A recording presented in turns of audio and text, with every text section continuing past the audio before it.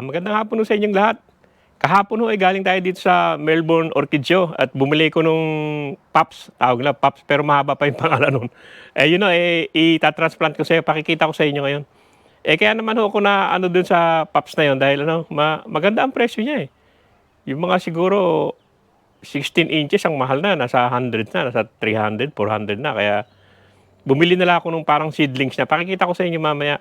At yun ang itatransplant ko. Pero siguro matagal-tagal umano yun. Matagal-tagal bago lumaki. Pero yun ang ano ko, yun ang pagkakaabala ko ngayon. Kanina bumili ko ng lupa. Ito, hindi lupa, yung ano to eh. Bumili ko ng, ito, pine ano to eh, yung bark.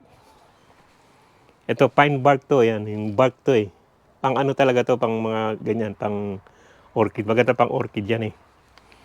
Ayan eh, naparaming bili ko, kalahating, mura lang naman, $40 lang naman yung kalahating cubic, cubic meter, malaki, dami na eh. Bumili na rin ako nito, yung ano, yung pang mulch, para ilalagay ko dito sa ano. Kasi malalaki na tong, ano eh, ano, may mga bulaklak na eh. Itong sicharo, o snow peas, ano, may mga bulaklak na siya, ano. Yan, gusto niya kasi may ano, meron siyang mulch sa ilalim. Pero itong ibang ano, naani ko na to, yung ibang spinach, yan na lang ang natira. Yan ang gagawin ko ngayon. Yan ay pakikita ko sa inyo. Yan, may mga bulaklak na rin yan dito, meron na rin eh, ano. Mga snow peas ho yan. Hindi pa ako nagtatanim, pero mga sili siguro tatanim ko sa okra yan. Dito, nihanda ko na nga yung ano, yung gagamitin. Ito, nakabili ko niyan sa ano, lang naman, sa marketplace. Mura lang. 20 lang lahat yan, kaya mura na eh. Tapos ang ilalagay ko dun sa pine yun eh. Ito, yung coconut, coconut ano yan, core, saka konti nitong fertilizer, saka itong ano, perlite. Kasi sa tansya ko lahat yan, ang iyaano mga 24 liters. Isang ganito isang balde ano, 15 liters to eh. Isang ganito. Ayan, 15 to eh. Alam ko 15 liters yan. Pareho lang naman itong isang timba. Ayan, 15 liters yan. So, dalawa lang nitong kailangan kong ano, yung pine na yon. I-combine ko lang tong coco peat saka tong perlite diyan sa ano, sa pine para ano, hindi na ako, kasi mahal yung nakabag eh. Yung nakabag $20 yata. Kaya magagawa na lang ako. Ganun din naman yun. Kaya pakikita ko sa inyo.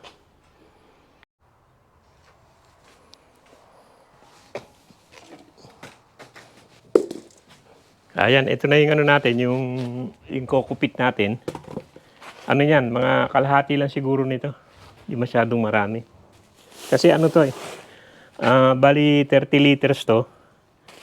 Tapos tong perlite, di naman marami. Siguro mga ano lang, mga 1 liter lang na perlite pwede na. Hanapin ko muna yung aking ano. Ito, yun pala.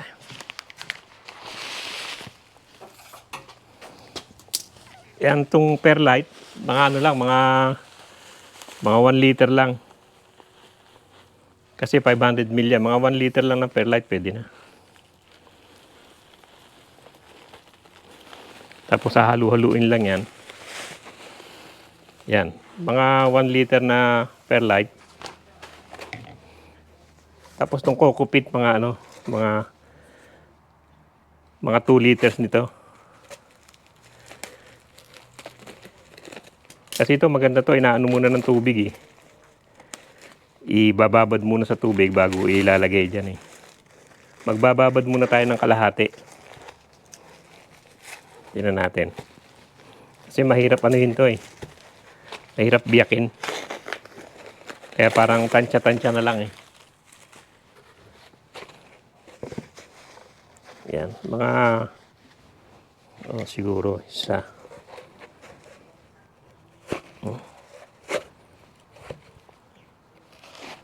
Yan, pwede na yan. Mga kalahati lang nito. Kasi ano to yung nakalagay 15 liters. Mga kalahati lang ito. Ito kalahati. Yung kalahati nun eh. Lalagay muna natin sa tubig.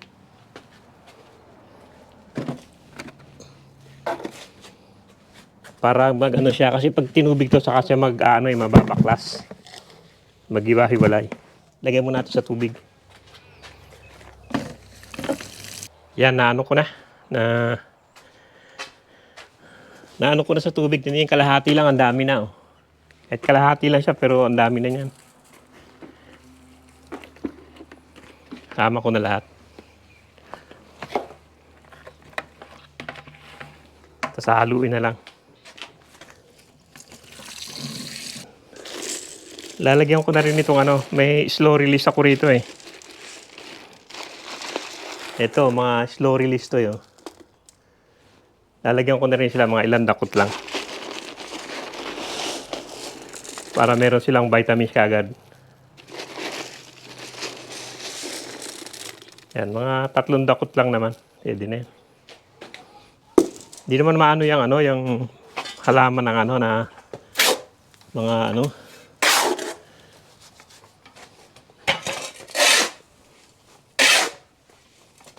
Yan, halo-halo lang. Tama na yung perlite na yan. Pwede pang tagdagan ng konti, pero basta may ganyan lang, pwede na eh.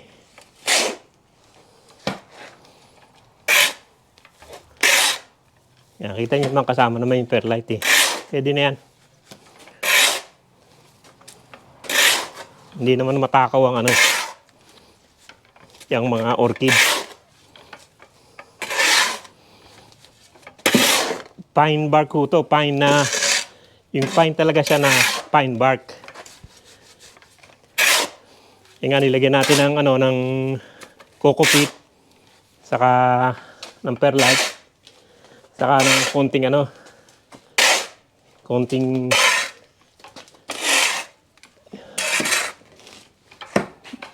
slow release fertilizer.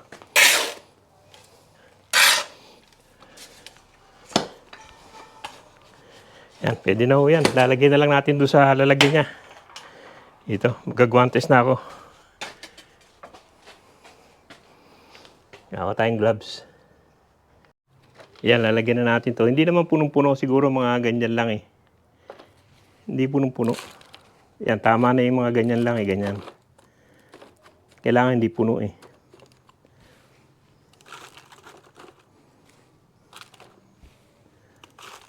Yan. Kung medyo kulang, medyo siksik na lang ng konti. Pero hindi kailangan punong-puno to. Kasi paglagay mo nung ano, lalagyan pa naman ng ano yan, lupa.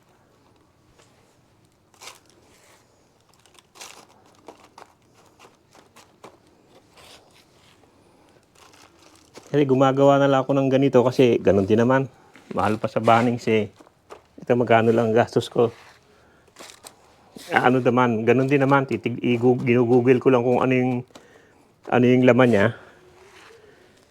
Tapos yun ang inaano ko, nilalagay ko. Parang labor lang naman ng ano nila eh, malaki. Yan. Tapos ito isa. Yung natin isa. 4 to eh. Ano lang natin. Pakita ko na sa inyo pag tapos na. Ayan o, ito yung ililipat natin eh. Kung nakikita niya. Iyaano ko rin sa inyo mamaya. Iyaano ko. Lalagay ko sa ano, description yan. Ang tawag, ibang tawag dito yung Venus sleeper o Venus sleeper. Ang tawag niya, isang tawag niya, sleeper orchid. Sleeper orchid o Venus sleeper. Pero yan ang pangalan niya. Yan o ang ililipat natin. Ang ano dito kasi, naka ganito. Ito naka-plastic kaya aanuhin ko na lang, uukain ko na lang saka ano. Yan o, ano natin.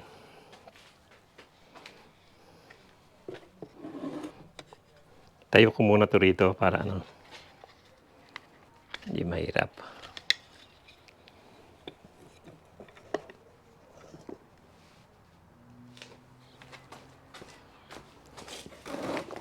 Yan ho ito. Yan. Venus sleeper tawag nila. Venus sleeper o sleeper orchid. Marami naman laman to. Yung iba nito nakabote, ito naka-plastic na ano eh. Pero itinanim nila to sa gel. Mahirap lang buksan, ayan o. Kasi kailangan maingat ang bukas kasi baka masira eh.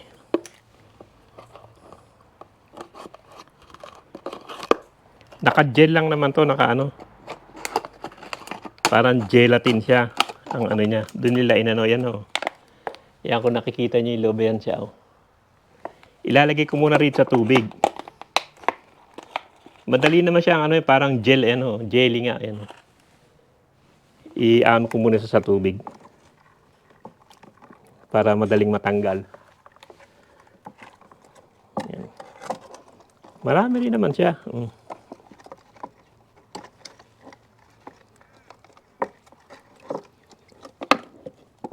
Yan siya. Hindi naman mahirap tanggalin, mahirap lang butasin. Pero madali na naman pagbutas na eh. Mukhang may ugat naman lahat. Hindi pa rin ako nakapagano nito ngayon lang, kaya experiment lang naman to. Kasi naano ko dito nung nagpunta nga ako sa sa Melbourne Orchid Show. Napakamahal. Bibili sana ako ang mahal-mahal yung mga 14 feet yata yun 400. Maganda naman siya madaling tanggalin. Parang nakaano siya gel nga.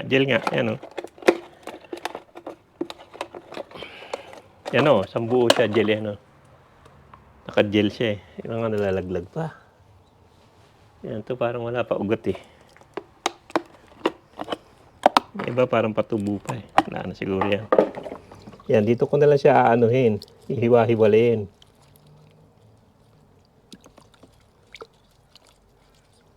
Tignan natin kung mahirap siyang hiwalayin. Parang madali naman dahil gel lang naman. Pag wag mo lang ng konti naghihiwalay na Kaya lang kailangan maingat nga sa ugat. Kasi yan ang ugat niya nag-cross-cross na.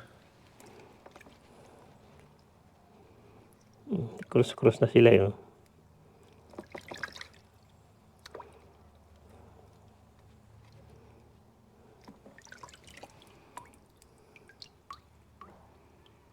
Yan ang ano niya, ganyan itsura niya Ito yung seedlings niya Puputol-putulin daw to Iba na puputol Kailangan pala to dahan-dahan lang hawak. Yan ay ililipat natin. Titingnan natin kung ilan ang mabubuhay.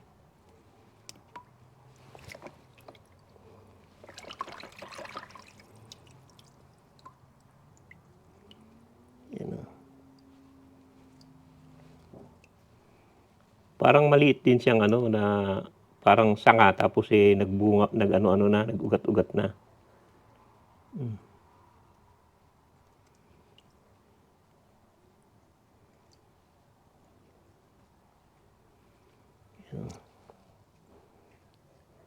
At titignan natin kung mabubuhay natin. Ito mga ganito, single naman sila. Parang sama-sama din sila kung titignan nyo. Parang dikit-dikit sila. Titignan natin kung mabubuhay natin. Ililipat ko na siya. Hindi na ako mag-guantes. Ang hirap pag may guantes Yan, dito natin siya ililipat. Yan.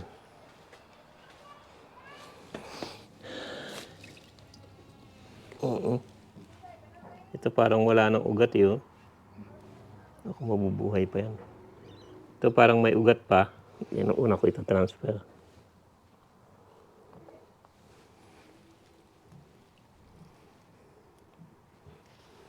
Mabuhayan ka lang naman ng ilan, okay na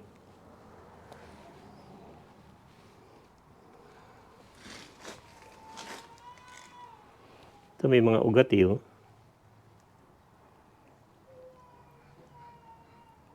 may mga ugat din Pero puputulin talaga yan.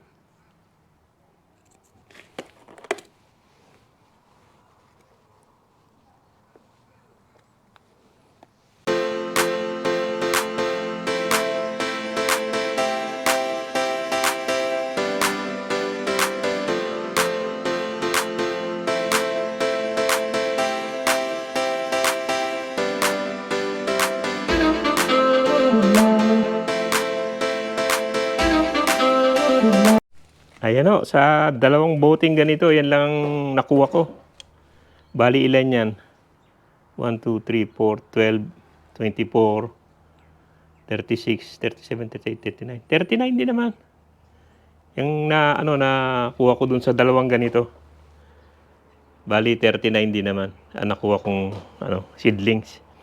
Yan nga, titignan natin kung mabubuhay. I-update ko na lang kayo kung mabubuhay siya. Pero magandang klase ito. Iyan ko sa inyo yung pangalan. At tignan nyo kung kung magugustuhan nyo. Alay kung magugustuhan nyo to, magandang klaseng halaman to. Magandang orchid. Pero yung orchid namin ngayon dito, hindi naman masyadong Ito, pakita ko dito, maganda. Nakapagtaka nga. Pag nasa baba ho, maganda oh. Yan. Pero yung mga naandito sa taas, medyo malungkot siya eh. Bagay, kalilipat lang naman yan. May mga bulaklak din yan, pero hindi marami. Ayan na, ganito na lang yung vlog natin tungkol dito sa ating orchid na Pops. Mahaba pa pangalan nun, pero tawag ko lang sa kanya Pops kasi yung mga nakasulat dun sa, sa mga Melbourne Orchid Show. Yan na, sige, maraming salamat at tignan lang natin kung mabubuhay ito.